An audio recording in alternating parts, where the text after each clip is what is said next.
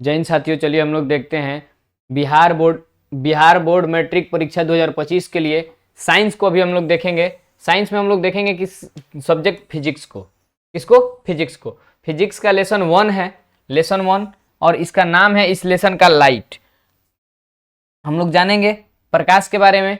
हम लोग देखते हैं लेसन 1 में क्या क्या पढ़ना है। तो लेसन 1 में बाबू, लेसन 1 में हम लोग देखेंगे कि लेसन 1 में हम लोग को पढ़ना है, फर्स्ट चैप्टर हम लोग का है प्रकाश का परावर्तन।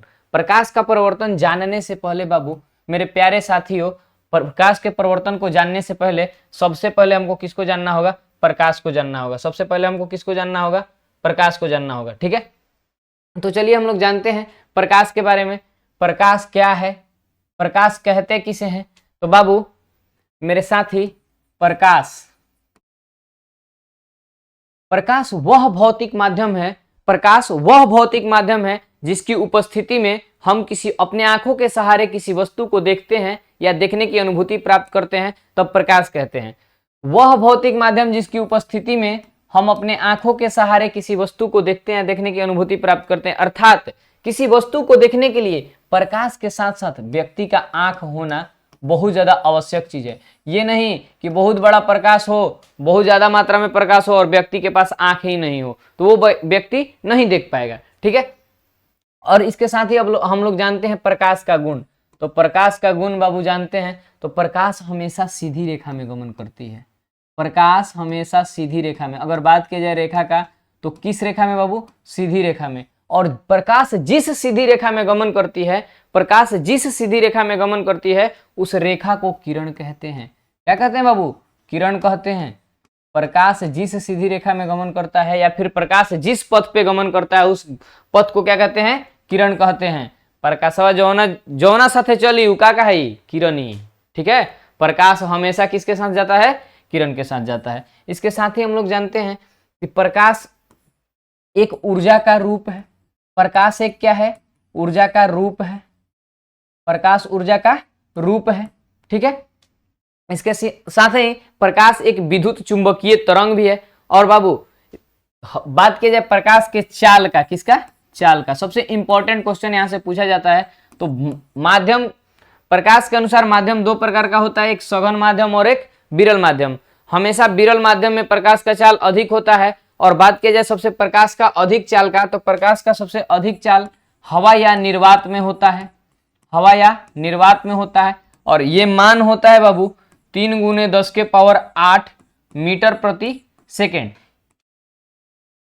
हवा या निर्वात में प्रकाश के चाल को किलोमीटर घंटा में आप लोग कमेंट करके बताएंगे। ठीक है, हवा या निर्वात में प्रकाश के चाल को किलोमीटर पर घंटा में आप लोग कमेंट करेंगे। आगे बढ़ते हैं हम। उम्मीद करते हैं कि प्रकाश आप लोग का क्लियर हो गया होगा। अगला चैप्टर, इस चैप्टर का अगला टॉपिक हम लोग का है प्रकाश का परावर्तन। प्रकाश का परावर्तन। तो चलिए सबसे पहले जानते हैं बाबू प्रकाश का परावर्तन कहते किसे हैं।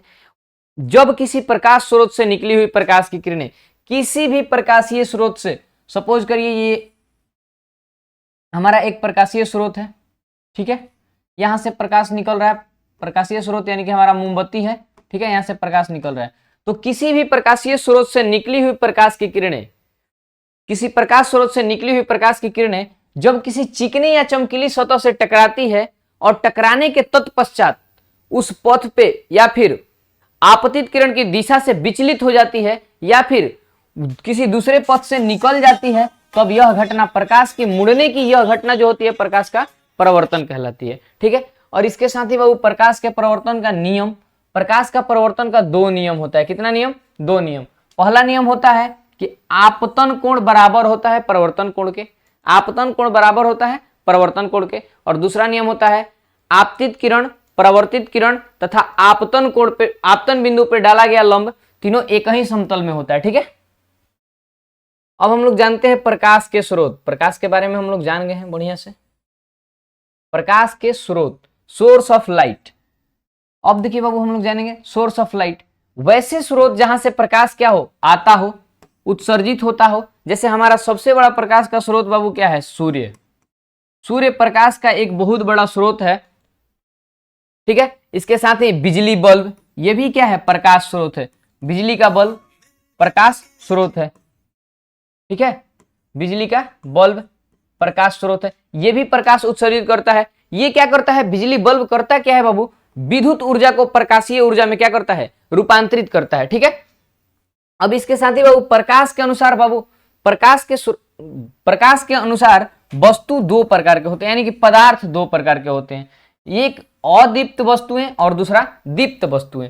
दीप्त वस्तुएं वैसी वस्तुएं जो खुद के प्रकाश से दीप्तिमान होती है, खुद के प्रकाश से चमकती है, तो उसे क्या कहते हैं, दीप्त वस्तु कहते हैं। क्या कहते हैं, दीप्त वस्तु कहते हैं। और वैसी वस्तुएं जो चमकती तो है लेकिन उनका अपना खुद का प्रकाश नहीं होता है। सूर्य के पास बाबू अपना खुद का प्रकाश होता है, सूर्य अपने खुद के प्रकाश से चमकता है। लेकिन बात कीजिए बाबू चंद्रमा का, किसका, चंद्रमा का। जितने भी तारे होते हैं उनके पास अपना प्रकाश होता है, लेकिन चंद्रमा के पास अपना प्रकाश नहीं होता है। इसलिए बाबू सूर्य जो है दीप्त पदार्थ है और चंद्रमा जो है अदीप्त पदार्थ है। ठीक है, अगला हम लोग जानते हैं प्रकाश की किरण।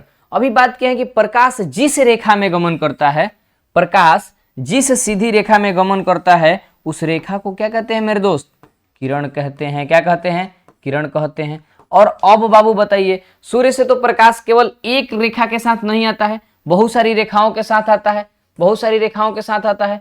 तो बहुत सारी रेखाएं जब आती हैं तो किरण, और सभी रेखाएं क्या है, किरण। और बहुत सारे किरण जब एक साथ आएगी तो उसे क्या कहेंगे, किरणों का समूह।